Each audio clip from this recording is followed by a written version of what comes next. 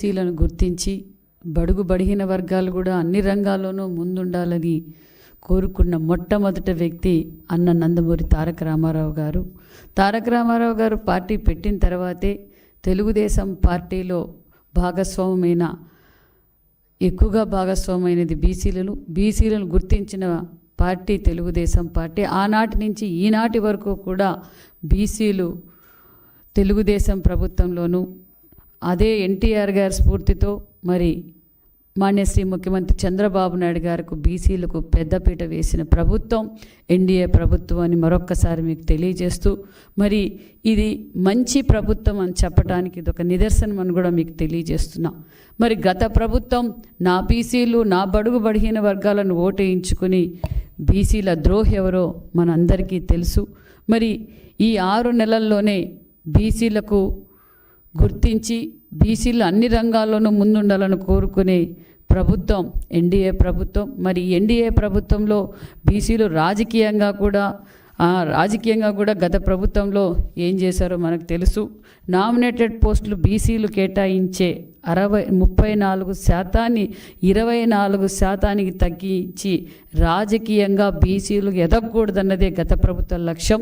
మరి మేము మొన్నటి రోజు ముఖ్యమంత్రి గారితోనూ మరి బీసీ మినిస్టర్స్ అందరితోనూ కూడా మీటింగ్ పెట్టాం. బీసీ మినిస్టర్స్ అందరితోనూ మీటింగ్ పెట్టి 34% రిజర్వేషన్ నామినేటెడ్ పోస్టులకు ఏ విధంగా అయితే మనం కార్యాచరణ తీసుకోవాలో ఆ నిర్ణయం కూడా తీసుకున్నామన్న విషయాన్ని కూడా మీకు తెలియజేస్తూ, అదేవిధంగా బీసీలకు 39,007 కోట్లు నిధులు కేటాయించిన ప్రభుత్వం ఎన్డీఏ ప్రభుత్వం అని కూడా మీకు తెలియజేస్తున్నా. ఎందుకంటే గత ప్రభుత్వంలో ఏ విధంగా బీసీలకు బడ్జెట్ కేటాయించారో మీకు తెలుసు. మరి కార్పొరేషన్లు ఏర్పాటు చేశామన్నారు. అన్న నందమూరి తారక రామారావు గారు అప్పటి కాలంలోనే ఫెడరేషన్లు ఏర్పాటు చేసిన ఘనత అన్న నందమూరి తారక రామారావు గారు.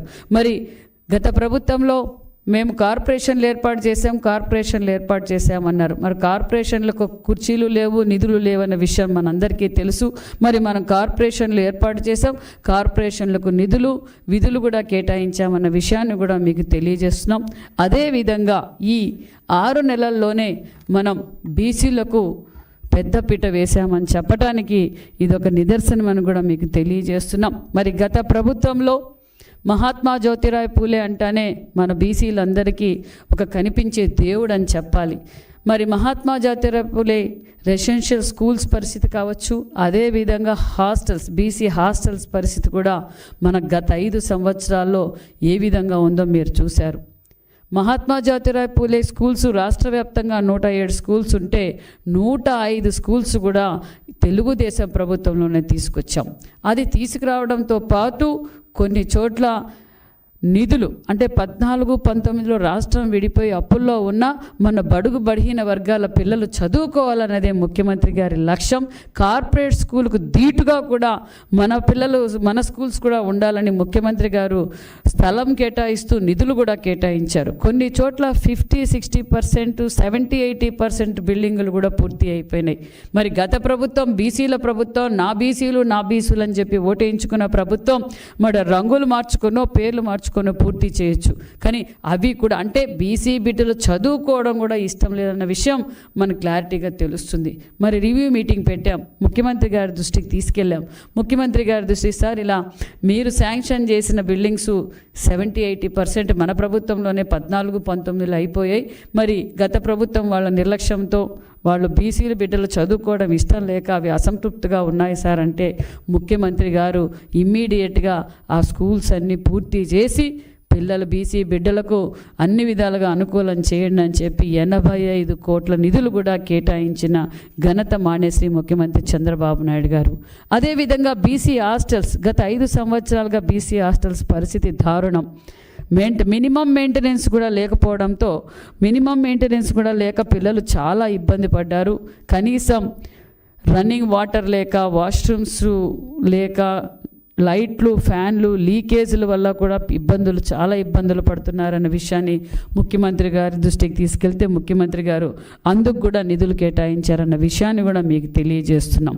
అదేవిధంగా బీసీ హాస్టల్ విద్యార్థులకు డైట్ బిల్లు కోసం బడ్జెట్ కంటే అదనంగా 45 కోట్ల రూపాయల నిధులు కూడా కేటాయించారనే విషయం తెలియజేస్తూ, ఇటీవల ప్రవేశపెట్టిన బడ్జెట్లో డైట్ ఛార్జీల కోసం, అంటే గత ప్రభుత్వం డైట్ బిల్లులు కూడా పెండింగ్ పెట్టిపోయింది, పిల్లలు భోంచే డైట్ బిల్లులు కూడా పెండింగ్ పెట్టిపోవడంతో దాన్ని కూడా పూర్తి చేసి మళ్ళీ 135 కోట్ల నిధులు కూడా 135 కోట్లు చెల్లించాం.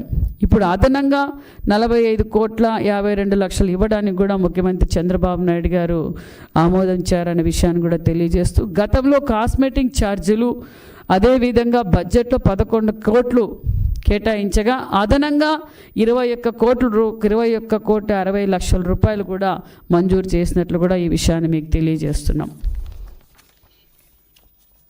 మరి గతంలో ట్యూటర్లు లేక వాళ్లకు జీతాలు ఇవ్వక ఈ విద్యార్థులు ఒక పక్క ట్యూటర్లు ఇబ్బంది పడుతున్న విషయాన్ని ముఖ్యమంత్రి గారి దృష్టికి తీసుకెళ్ళాం.